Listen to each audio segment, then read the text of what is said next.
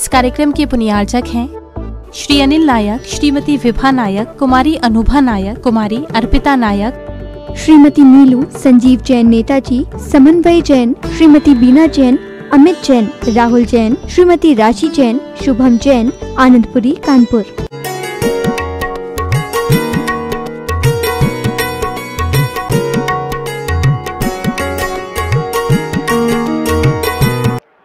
चर्चा चल रही है 16 कारण भावना की। विगत दिनों में हमने पहली भावना दर्शन विशुद्धि को लगभग 3 महीनों में समझने का प्रयास किया, क्योंकि दर्शन विशुद्धि हमारे जीवन का मूल स्थान माना जाता है। अगर हमारा सम्यक दर्शन निर्दोष है तो हम तीर्थंकर प्रगति का बंद कर सकते हैं, तीर्थंकर बन सकते हैं। पहली भावना बहुत विशुद्धि के साथ हमारे अंतरंग में विद्यमान होना चाहिए। हमारे रग रग में वह सम्यक दर्शन ओतप्रोत होना चाहिए। ऐसा ही सम्यक दर्शन जब जिस जीवात्मा के अंदर उत्पन्न हो जाता है, फिर उसे दुनिया से भयभीत होने की जरूरत नहीं होती, क्योंकि सम्यक दृष्टि भयभीत नहीं होता, वह निशांकित होता है, निकांक्षित होता है। आदि गुणों से ओतप्रोत होकर वह सम्यक दृष्टि जीव अपने जीवन के मार्ग को आगे बढ़ाता चला जाता है। और सम्यक दर्शन जो 25 दोषों से रहित हमारा सम्यक दर्शन हमारी आत्मा में विद्यमान है। हम यही समझते हैं कि प्रत्येक जैनी के अंदर यह सम्यक दर्शन पूर्णता विद्यमान है। किसी भी प्रकार के दोष उसके सम्यक दर्शन में उत्पन्न नहीं होते हैं। तो जैनाचार्य ने कहा, जिसकी आत्मा में सम्यक दर्शन अगर प्रकट हो गया है और वह तीर्थंकर बनना चाहता है, तो उसे दूसरी भावना विनय संपन्नता, विनय से ओतप्रोत होना होगा, क्योंकि विनय के बिना जीवन शून्य के समान है। हम कितने भी शून्य रख दें और अगर इकाई दहाई सैकड़ा की संख्या उसमें अगर नहीं है, तो शून्य की कोई कीमत नहीं है बंधु। हम कितनी भी विनय कर लें और सम्यक दर्शन रूपी इकाई हमारे साथ नहीं है, तो हमारी विनयता मोक्ष मार्ग में कारण नहीं होगी। संसार का वैभव तो दिला सकती है, संसार में इज्जत दिला सकती है, संसार में बहुमान दिला सकती है, मगर मोक्ष मार्ग से रहित करती रहेगी। इसलिए जैनाचार्यों ने कहा कि अगर सम्यक दर्शन के साथ विनय संपन्नता है, विनय से ओतप्रोत वह श्रावक श्राविका है, तो वह तीर्थंकर प्रगति का बंद कर सकती है। विनय जीवन में बहुत आवश्यक हुआ करती है, और जहां विनय है वहां सब कुछ है, और जहां विनय नहीं है वहां सब कुछ होते हुए भी कुछ नहीं है बंधुओं। आज घर घर में झगड़ा होने का एक ही कारण है, विनय का अभाव। बड़े छोटे का विवेक रहित होकर के उनके जीवन के साथ खिलवाड़ करना, ये खैर तुम्हारा सोच है। बड़ा परिवार भी सुखी परिवार होता है।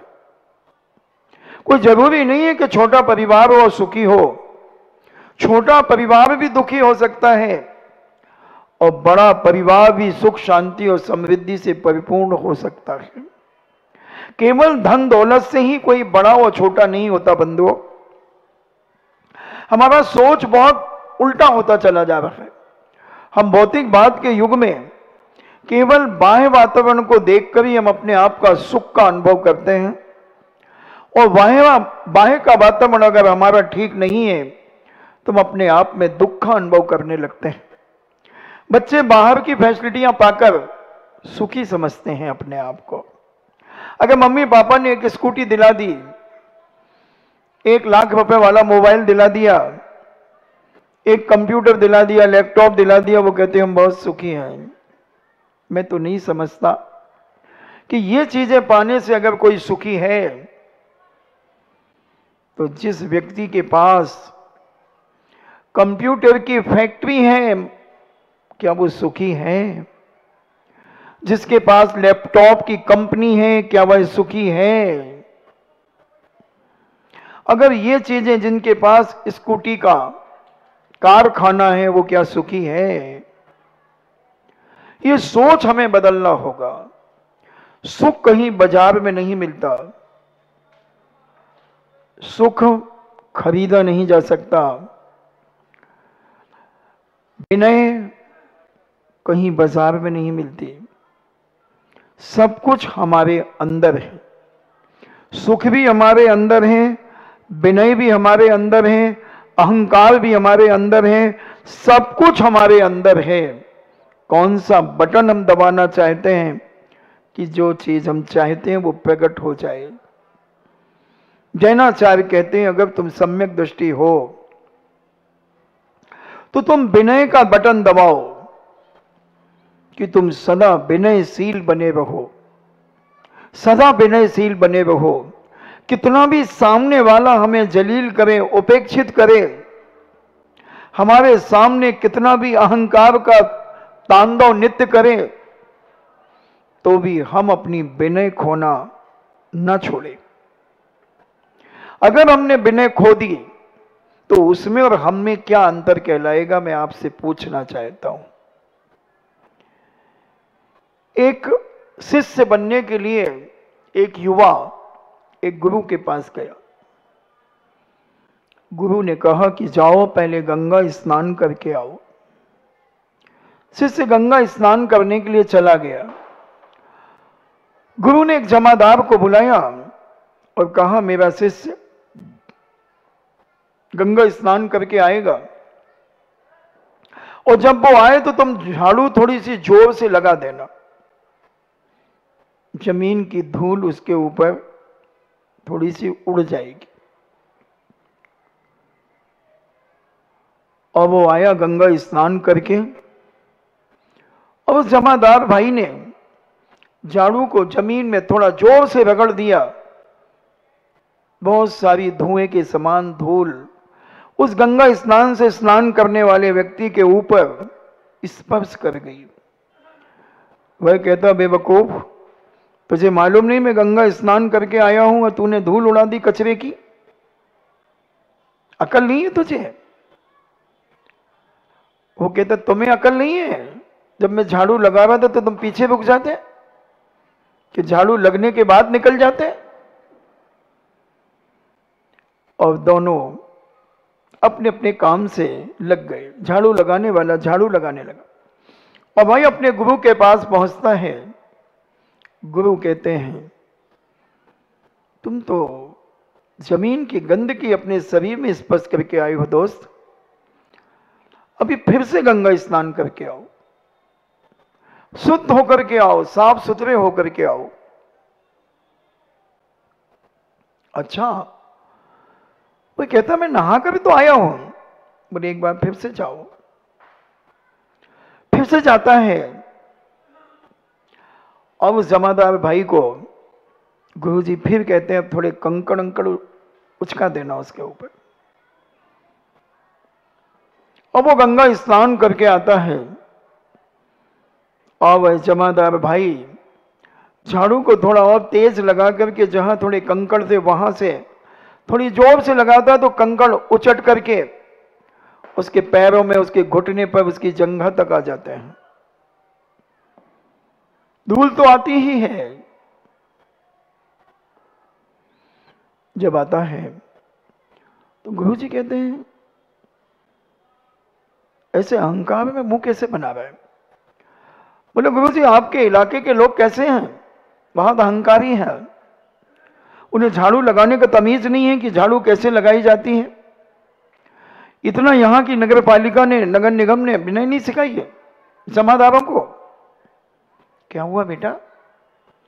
और गुरुजी उन्होंने मुझे जमीन के कंकड़ मेरे ऊपर उछाल दिए। मुझे भी मान आ गया कि मेरा अपमान हो रहा है, तो मैंने भी उसे थप्पड़ ही मारने वाला था, मगर मैंने सोचा कि कौन मारे। ऐसे कई दिन तक ये दृश्य चलता रहा और गुरु उसे लौटाते रहे, लौटाते रहे, लौटाते रहे। एक दिन गुरु ने कहा इसके झाड़ू ही मार देना। झाड़ू मार दी उसे, और झाड़ू लगते ही वह क्रोधित तो हुआ, मगर जो कपड़े पहना तो उन कपड़ों को देखकर वह इतना ज्यादा अहंकार में आ गया कि तूने मेरे कपड़े गंदे कर दिए, तूने ये कर दिया, वो कर दिया। क्रोध के साथ और अहंकार के साथ क्रोध, करेला और नीम चढ़ा। करेला वैसे ही कड़वा होता और नीम कड़वी होती है। करेले की बॉल नीम पे चढ़ जाए तो करेला और खतरनाक हो जाता है। ऐसा ही क्रोधी व्यक्ति के पास जब अहंकार आ जाता है तो वह बड़ा खतरनाक हो जाता है, आपे से बाहर हो जाता है। और जब वो लौट के जाता है, उसकी आंखें तमतमा रही हैं, हाथ फड़फड़ा रहे हैं, ओंठ फड़फड़ा रहे हैं और अस्तीनें चढ़ी हुई हैं, और आश्रम में पहुंचता है। गुरुजी कहते हैं अहंकारी व्यक्ति को आश्रम में आश्रय नहीं मिलता। आश्रम में तो उसे आश्रय मिलता है जो विनयशील होता है। अबे तुम सौभाग्य मानो दोस्त कि उस जमादार भाई के कारण तुम्हें गंगा में 108 बार स्नान करने का मौका मिला। तुम्हें तो हर बार शाबाशी देना चाहिए थी कि वाह भाई वाह, तुम मेरे ऊपर धूल उड़ाते हो और गुरुजी मुझे पुनः गंगा में स्नान करने भेज देते हैं, मेरा कितना सौभाग्य है। अगर ये विनय भरे शब्द तुम्हारे उस जमादार भाई के लिए निकल जाते तो मुझे नहीं लगता कि तुम इतने उत्तेजित और क्रोधित हो जाते और अहंकारी हो जाते। विनय में बहुत बड़ी ताकत है और सम्यक दृष्टि जीव तो विनयशील ही होता है, विनयशील होता है। और तुमने ये अहंकार का काम किया है, तुम क्या करोगे अपने जीवन में? तुम शिष्य बनने के योग्य नहीं हो। जब तक तुम्हारे अंदर विनय नहीं आएगा, जब तक तुम्हारा अहंकार गलित नहीं होगा, तब तक तुम विनय संपन्नता को समझ भी नहीं सकते। 16 कारण तुम जान ही नहीं सकते, क्योंकि तुम मात्र एक ऊपर ऊपर से धर्म करना चाहते हो, और धर्म अंतरंग का परिणामों की निर्मलता है। और विनय संपन्नता, इन्हें विनय के बिना जीवन शून्य अंधकारमय है। विनय के बिना जीवन एक दीवार है, और दीवार से टकराना अपने जीवन का विनाश करना है। और विनय द्वार है जो हमें मुक्ति का द्वार खोल देती है। विनय मुक्ति का द्वार है। जैनाचार्यों ने भगवती आराधना में और भी कई ग्रंथों में कहा विनय मोक्ष द्वारम। विनय मोक्ष का द्वार है। जितने हम विनयशील होते चले जाएंगे उतनी हमारी इज्जत, हमें बहुमान, सम्मान, स्वाभिमान हमारे अंदर प्राप्त होता चला जाएगा। और जितने हम अहंकारी होते चले जाएंगे उतना हमारा स्वाभिमान, विवेक सारा का सारा खोता चला जाएगा। इसलिए जैनाचार्यों ने कहा विनय सबसे सम्यक दर्शन के बाद, वैसे तो विनय होना ही चाहिए, मगर तीर्थंकर प्रकृति वंद में दूसरे नंबर पर विनय शब्द रखा। विनय संपन्नता, यानी विनय से ओतप्रोत हो जाए, जैसे धन से संपन्न व्यक्ति होता है। धन संपन्नता किसके पास होती है? ऐसे ही विनय की संपन्नता विनय से संपूर्ण व्यक्ति ही तीर्थंकर प्रकृति का वंद कर सकता है। और जो अहंकारी होते हैं वो जीवन का विनाश कर लेते हैं। उनके जीवन में कभी विनय नहीं आ पाती। तो विनय बड़ों की करें या छोटों की, या मध्यम व्यक्ति की करें या माता पिता की, नहीं है। हर व्यक्ति की विनय, एक दरवाजे की भी विनय, कपड़ों की भी विनय, हर चीज की विनय, अपने मकान की विनय, दरवाजे की विनय, वस्तु की, बर्तनों की विनय, एक एक चीज की विनय, केवल मनुष्यों की ही विनय नहीं। जो दरवाजा आपके घर की सुरक्षा करता है, जो आपको सेपरेट व्यवस्थित बना करके रखता है, जो दरवाजा, उसको तुम लात मार करके खोलते हो, ये उस दरवाजे का अभिनय है। वास्तु कहता है कि अगर ये तुम पैर से दरवाजा खोलते हो तो तुम्हारे परिवार में निगेटिविटी आएगी, निगेटिव ऊर्जा तुम्हारे परिवार में प्रवेश करेगी। क्योंकि जिस दरवाजे से तुम प्रवेश कर रहे हो, तुमने उसका ही अपमान करना शुरू कर दिया है। जिस बिस्तर पर तुम सो रहे हो, उसको तुमने लाश से ठीक कर दिया है। जो चद्दर तुम ओढ़ रहे हो, तुमने पैर से, अंगूठे से फंसाकर उसे खींच लिया है। वो तुम्हारी ठंड को बचाएगा, तुम्हें मच्छरों से बचाएगा, और तुमने उसे लाश से खींचा है। ये अभिनय है। हर चीज की विनय बंधुओं। भोजन की थाली की विनय, नाभि के ऊपर भोजन की थाली होना चाहिए। तुम भोजन का अपमान कर रहे हो। भोजन, तुम जिस जमीन पर बैठे हो, पैर लटका करके भोजन कर रहे हो, ये भोजन का अपमान है। नीति कहती है, ज्योतिष और वास्तु कहता है कि भोजन की थाली और स्वाध्याय का ग्रंथ तुम्हारी नाभि से ऊपर होना चाहिए। क्योंकि नाभि के सारे नीचे, नाभि से नीचे के सारे अंग उपांग अशुभ माने गए हैं।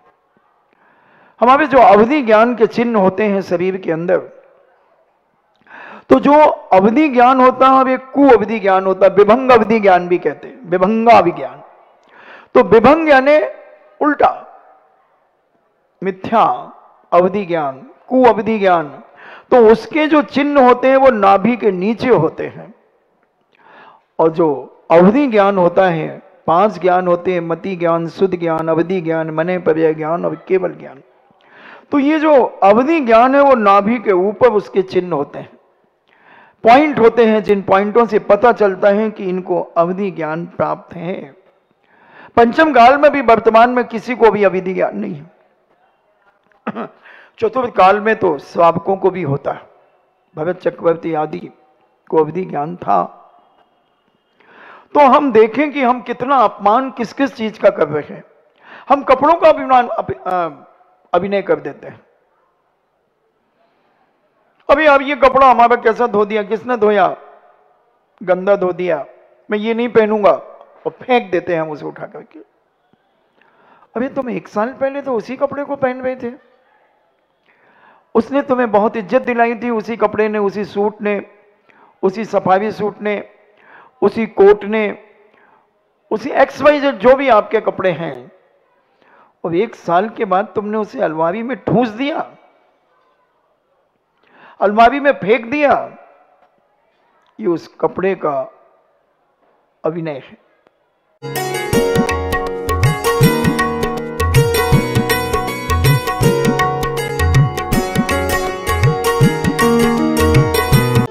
इस कार्यक्रम के पुनियाजक थे श्री अनिल नायक, श्रीमती विभा नायक, कुमारी अनुभा नायक, कुमारी अर्पिता नायक, श्रीमती नीलू, संजीव जैन नेताजी, समन्वय जैन, श्रीमती बीना जैन, अमित जैन, राहुल जैन, श्रीमती राशि जैन, शुभम जैन, आनंदपुरी, कानपुर।